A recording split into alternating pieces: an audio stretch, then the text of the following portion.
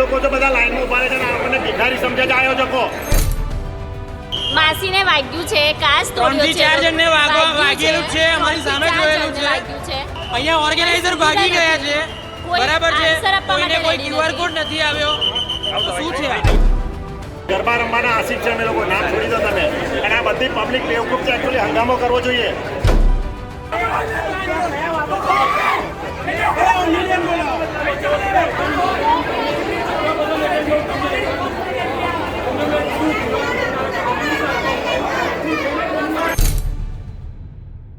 નમસ્કાર, આપની સાથે હું આકાંક્ષા. તમે જોઈ રહ્યા છો ઓવર રાજકોટ.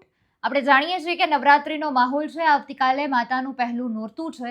અત્યારે બધા જ આયોજનમાં જો સૌથી વધારે માહોલ જોવા મળતો હોય તો એ પાસને લઈને માહોલ દેખાઈ રહ્યો છે. કારણ કે જેટલા પણ લોકોએ પાસ બુક કર્યા હોય તો આજે વધારે પડતા લોકો પાસ લેવા માટે જતા હોય છે. પણ અત્યારે જે સમાચાર સામે આવ્યા છે, વડોદરાથી સામે આવ્યા છે કે પાસ લેવા જેવી બાબતે જ અફરાતફરીનો માહોલ સર્જાયો હતો, કાચ ફૂટ્યા હતા, ઘણા બધા લોકોની ઈજા પણ થઈ હતી અને 108ને બોલાવી પડે એવી પરિસ્થિતિ નિર્માણ પામી હતી. શું કામ આવું બન્યું હતું, કઈ જગ્યાએ આવું બન્યું હતું અને આયોજનમાં એવી કઈ ખામી રહી હતી કે જેટલા પણ ગરબા ધારકો પાસ લેવા માટે આવ્યા હતા તો એ બધામાં ખૂબ વધારે આક્રોશતા દેખાઈ રહ્યો હતો, ગુસ્સે ભરાયા હતા. બધા જ વિષય પર આજના વિડીયોમાં વાત કરવી છે. હું વાત કરી રહી છું વડોદરાની. વડોદરાના જે યુનાઇટેડ વે આયોજનનું જે સમગ્ર ગરબાનું આયોજન કરવામાં આવે છે, ખૂબ પ્રખ્યાત આયોજન છે. તેને લઈને જ અત્યારે જેટલા પણ લોકોએ પાસ બુક કરાવ્યા હતા તેમાં ખૂબ વધારે પડતો આક્રોશ હતો.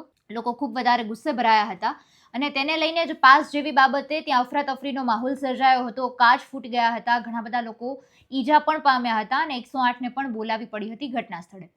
ઘટના કંઈક એ રીતે બની હતી અને જેટલા પણ લોકોએ પાસ બુક કર્યા છે એમનું એ પ્રમાણે કહેવું છે કે એમને જે પાસ બુક કર્યા હતા પણ હવે તેમને પાસ નથી મળી રહ્યા.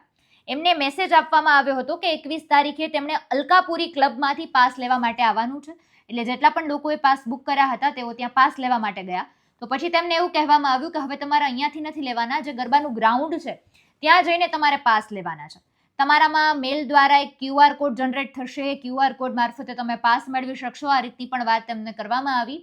જે પાસ બુકિંગ કરવાવાળા લોકો છે એમનું એવું કહેવું છે કે તેમને હજુ કોઈ પણ પ્રકારે મેલ દ્વારા QR કોડ આપવામાં નથી આવેલો. એમને આ રીતે ધક્કા ખાવા પડે છે. હવે આવતીકાલે પહેલું નોરતું છે તો હવે આવી રીતે હજુ પણ જો એમને પાસ નહીં મળે તો એ પછી ગરબા રમશે કે પાસનો મેળ કરશે?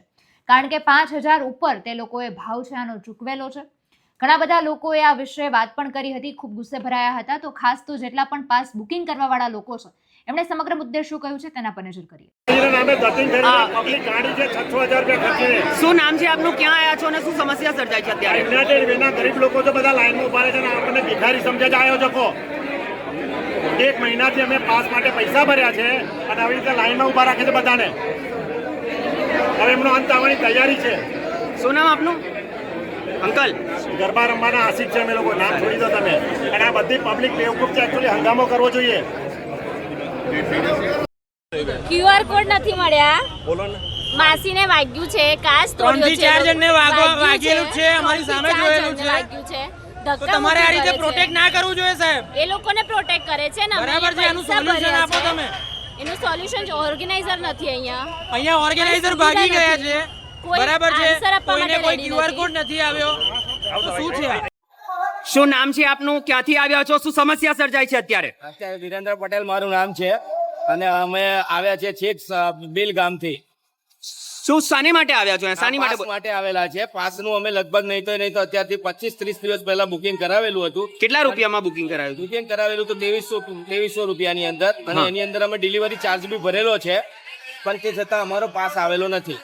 તો અત્યારે શું ચાલી રહ્યું, શું થયું? આ પાસ વિતરણ માટે ચાલી રહ્યું છે. પાસ લેવા માટે અમે કેટલા વાગ્યાના ઉભા છો? અમે સવારે અહીંયા આગળ લગભગ 9:30 ના ઉભા છે. મેનેજમેન્ટની સુવિધા કેવી છે? અહીંયા મેનેજમેન્ટની સુવિધા? મેનેજમેન્ટની બિલકુલ સુવિધા નથી, કારણ કે બધા આગળ ઘૂસી જાય છે. એટલે આ રીતનો માહોલ અત્યારે વડોદરામાં જોવા મળ્યો હતો. ખાસ પરિસ્થિતિ ખૂબ વધારે તંગ બની હતી. હજુ પણ તેમનો કોઈ પણ પ્રકારનું નિરાકરણ સામે નથી આવ્યું. અને માત્ર આ નહીં, ઘણા બધા એવા સમાચારો પણ આપણને મળતા હોય છે કે લોકો પાસ માટેના પૈસા તો આપી દેતા હોય છે, પણ ઘણી બધી એવી જગ્યાઓએ લોકોને પાસ માટે ધક્કા ખાવા પડતા હોય છે, હેરાન થવું પડતું હોય છે. કારણ કે જો તે લોકોએ એવી રીતે પણ વાત કરી હતી કે જો તમને પાસ નહીં આપવામાં આવે તો તમને રિફંડ પણ મળી જશે. તો જેટલા પણ પાસ બુકિંગ કરવાવાળા લોકો છે એમણે એવું કહ્યું કે રિફંડ તો મળી જશે પણ અમારે રિફંડ નથી જોતું, કારણ કે અત્યારે છેલ્લી ઘડીએ કયા બીજા આયોજનમાંથી એ લોકો પાસ બુક કરશે અને નવરાત્રી છે તેમનું ઉત્સાહ છે તે મેળવી શકશે. એટલે આ રીતનો માહોલ સર્જાયો છે. આવનારા સમયમાં ખબર પડશે કે આજે અત્યારે સમગ્ર ઘટના બનવા પામી છે એમાં લોકોને નિરાકરણ ક્યારે મળે છે. સમગ્ર મુદ્દે આપનું શું કહેવું છે કમેન્ટમાં જણાવજો. નમસ્કાર.